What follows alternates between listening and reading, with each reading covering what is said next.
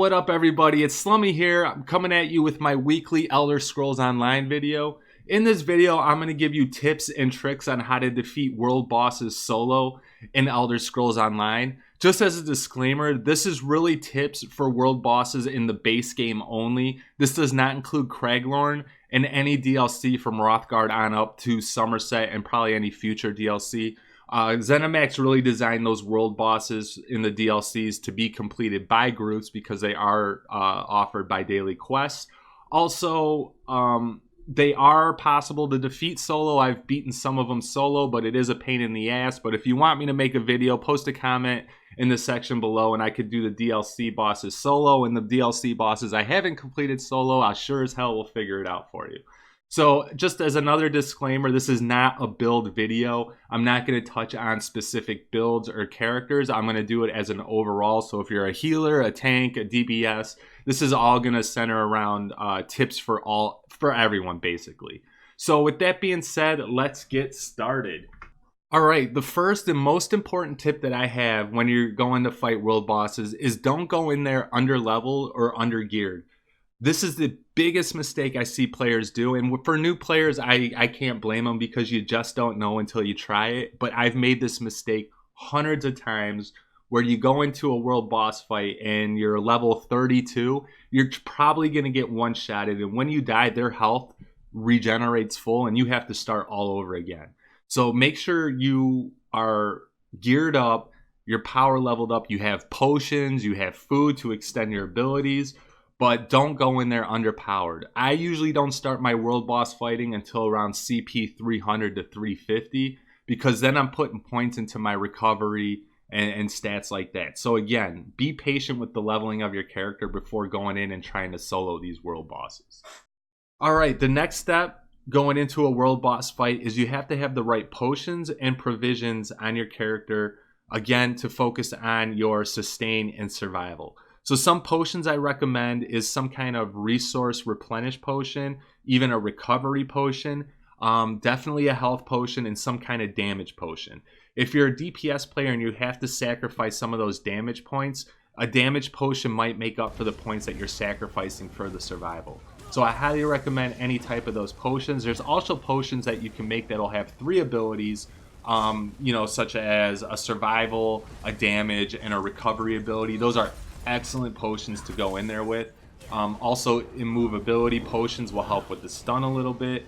In terms of provisions, there's a lot of food out there that will involve a increase in resource, increase in health, and then a resource recovery. But pay attention to your build. So if you're a stamina build, you want to focus on increased stamina and stamina recovery, magicka, and magicka recovery, etc. So on this character, because my sustain is so terrible and my recovery is so terrible, I actually have a 3-stat potion because I have Dark Exchange equipped on this sword, so I can use some of my stamina points to replenish my health and my magicka. But provision, the right food, and the right potions are another really key aspect to defeating world bosses. Alright, the next thing when fighting a world boss, and this was the hardest thing for me to do, is be patient with the fight. If you think you're going to go in there guns a-blazing, you're probably going to die really quick. Get familiar with the mechanics of the boss. Each boss will have some type of huge attack that'll deal an insane amount of damage, but at the same time, there will be something that boss will do to give you a hint that that attack is coming. This one goes out to all you Templars out there because me being a Templar myself, I used to love just bolting in full sprint, spears a-blazing, going 50 miles an hour, spamming the spear button, and then I die within 2 seconds. So yeah, all you Templars out there, you know what I'm talking about.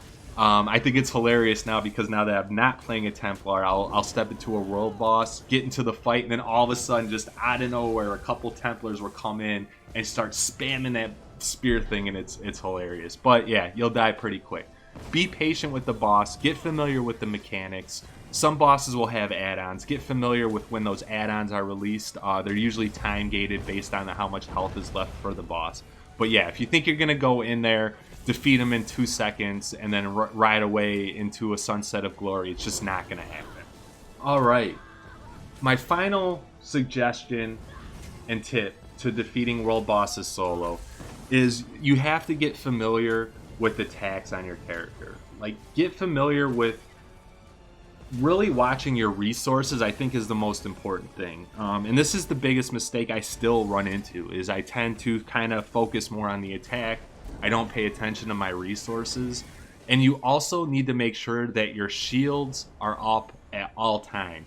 If you have the ability on your character to shield stack, it's better to spend your resource points into stacking your shields and doing your weapon attacks, as opposed to doing your direct attacks and burning resources that way. If your shields aren't up at all times, then it's going to be very difficult for you to defeat the world boss.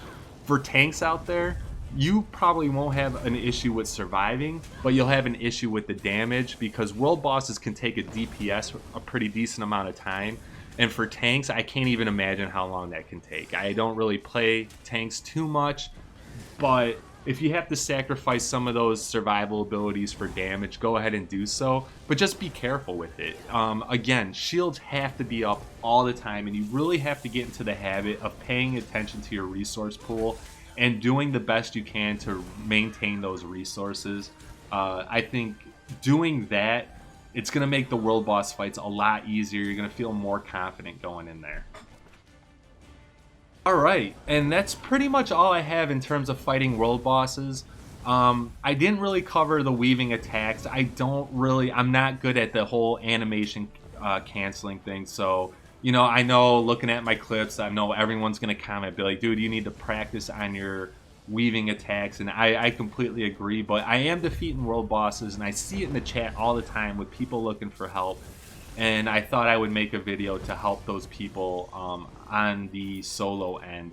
So I hope this video helped you out. If you have a better way, or maybe there was something that I missed, post it in the comment in the section below. I love to hear how everybody came about fighting world bosses. If you want a specific build or a specific world boss tips on how to defeat it, just also post that in the comment below. I'll make a video for you. Might take me a little bit if it's a character I don't already have or don't already use. But yeah, I'm more than happy to do that for you. Please make sure to like, subscribe to the video. It helps me out a lot. Everybody have a great day and a great weekend.